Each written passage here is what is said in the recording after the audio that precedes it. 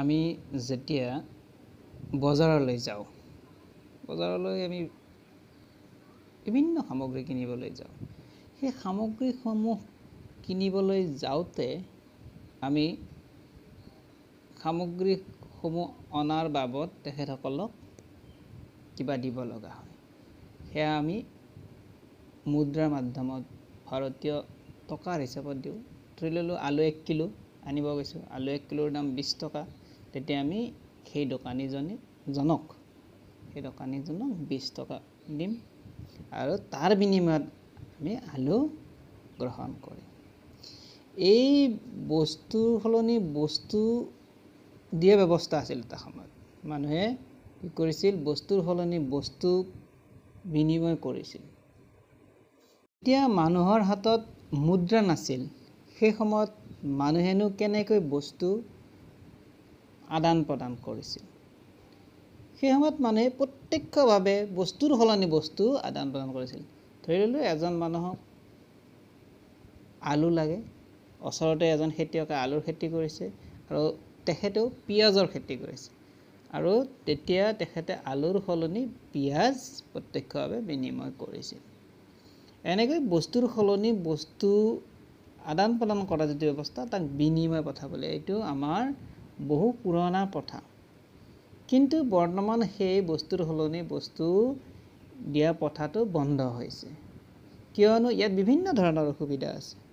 ধৰি ল'লোঁ এজন মানুহক পিঁয়াজ লাগে, তেখেতে পিঁয়াজ কিনিব বিচাৰিছে বা ল'ব বিচাৰিছে আন এজনৰ পৰা, কিন্তু যিজনৰ পৰা তেখেতে পিঁয়াজ ল'ব বিচাৰিছে সেই পিঁয়াজ থকা মানুহজনৰ, যিজনে পিঁয়াজ বিচাৰিছে তেখেতক পিঁয়াজ লাগে, কিন্তু তেখেতে কৰিছে আলুৰ খেতি, আৰু যাৰ পৰা পিঁয়াজ আনিব বিচাৰিছে তেখেতক আৰু আলুৰ প্ৰয়োজন নাই।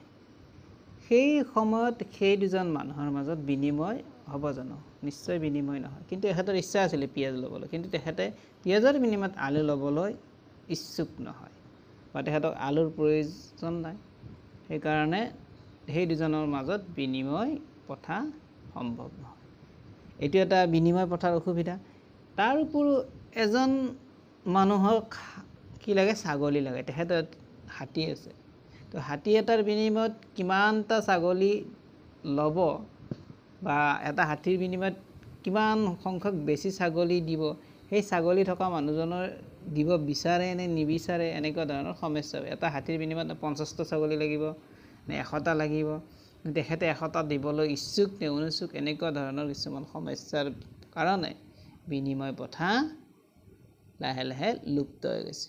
ইয়াৰ উপৰিও যেতিয়া বিনিময় প্ৰথাত কোনোবাই শাকৰ বিনিময়ত ছাগলী এটা ল'লে, আৰু শাক লওঁতাজনে দুদিনতে শাকখিনি নষ্ট হৈ যাব, আৰু ছাগলীটো বহুদিন থাকিব। তেনেকুৱা কিছুমান বস্তু আছে যিবিলাক অতি সহজতে নষ্ট হয়, আৰু কিছুমান বস্তু আছে বহু দিনলৈকে থাকে। তেনেকুৱা বস্তু এটাত কেনেকৈ আমি বিনিময় প্ৰথাটো আগবঢ়াম, তাত এটা সঠিক ব্যৱস্থা। সেয়েহে বিনিময় প্ৰথা কিছুমান অসুবিধাৰ কাৰণে আমি এৰি দিব লগা হৈছে, বা বিনিময় প্ৰথা লাহে লাহে লুপ্ত হৈছে। তাৰ সলনি মুদ্ৰাৰ বিনিময়ত বস্তু আদান প্ৰদান কৰিবলৈ লোৱা হ'ল। বিনিময় প্ৰথাৰ যি অসুবিধাসমূহ, আমি সেইকেইটাক যদি আমি কেইটামান ভাগত ভাগ কৰি লওঁ, সেইকেইটা আমি সাধাৰণতে ক'ব পাৰোঁ যে সংগতিবিহীন অভাৱ। এজনৰ অভাৱ আৰু সিজনৰ অভাৱ দুয়োটা মিলিব লাগিব। যে এজনৰ দালি লাগে, এজনক চাউল লাগে, দালি লগাজনৰ ঘৰত চাউল থাকিব লাগিব, বা চাউল লগা ঘৰত দালি থাকিব লাগিব, দাইল। গতিকে এই দুটা বস্তু যদি দুফালে মিলে, তেতিয়াহে বিনিময় প্ৰথাটো সম্ভৱ হ'ব। সেই অৰ্থাৎ সংগতিবিহীন যদি হয়, যদি নিমিলে, দাইল তেখেতৰ আছে কিন্তু তেখেতে চাউল ল'ব নিবিচাৰে, বা তেখেতৰ চাউল আছে কিন্তু তেখেতে চাউলৰ বিনিময়ত দাইল ল'ব নিবিচাৰে, তেতিয়া সেই বিনিময় প্ৰথাটো সংঘটিত নহয়। ইয়াৰ উপৰি হিচাপ নিকাচৰ উমৈহতীয়া এককৰ অভাৱ। দুটা বস্তুৰ মাজত যেতিয়া আদান প্ৰদান হ'ব, তাত উমৈহতীয়া কোনো ধৰণৰ একক নাথাকে। কিমান বস্তুৰ বিনিময়ত কিমান বস্তু ল'ব, সেই দুটাৰ মাজত কোনোবা এজনে সদায় কি হ'ব লাগে? লোকচানৰ সন্মুখীন হ'ব লগা হয়, কোনোবা এজনে লাভৰ সন্মুখীন হ'ব লগা হয়।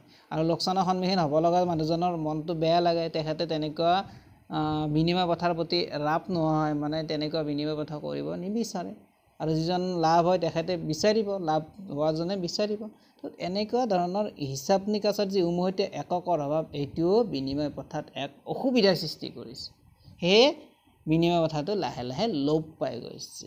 ইয়াৰ পিছত আমি আন এটা গুৰুত্বপূৰ্ণ অসুবিধা হৈছে বিভাজনীয়তাৰ অসুবিধা। যেনে মই অকণমান আগতে কৈছিলোঁ যে এটা হাতীৰ বিনিময়ত কিমানটা ছাগলী দিব, বা এটা ছাগলীৰ বিনিময়ত কিমান চাউল ল'ব, বা আলু 1 কুইণ্টেলৰ বাবদ কিমান পিঁয়াজ ল'ব বা কিমান পিঁয়াজ দিব, এনেকুৱা ধৰণৰ কোনো বিভাজনীয়তা ঠিক নাই।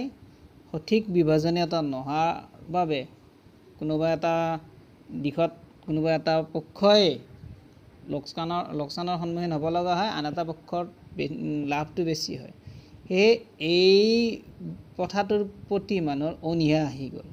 যেনেকৈ আমি 100 টকা, 10 টকা, 20 টকা, 1 টকা, 2 টকা এনেকৈ আমাৰ মুদ্ৰাটোক বিভাজন কৰিব পাৰোঁ, ঠিক তেনেকৈ হাতীটোক তেনেকৈ বা ছাগলীটোক তেনেকৈ আমি বিভাজন কৰাটো অসুবিধা। হাতীৰ সলনি ছাগলী কিমান ল'ব, বা ঘোঁৰাৰ সলনি ছাগলী কিমান ল'ব, ঘোঁৰা কেইটাৰ বাবদ হাতী কেইটা পাব, এটা হাতীত কেইটা ঘোঁৰা দিব লাগিব, এনেকুৱা ধৰণৰ অজস্ৰ অসুবিধা আছে, যাৰ বাবে যিটো আমি বিভাজনীয়তাৰ অসুবিধা বুলি কওঁ, যাৰ বাবে এই বিনিময় প্ৰথাটো লোপ পাবলৈ আৰম্ভ কৰিছে।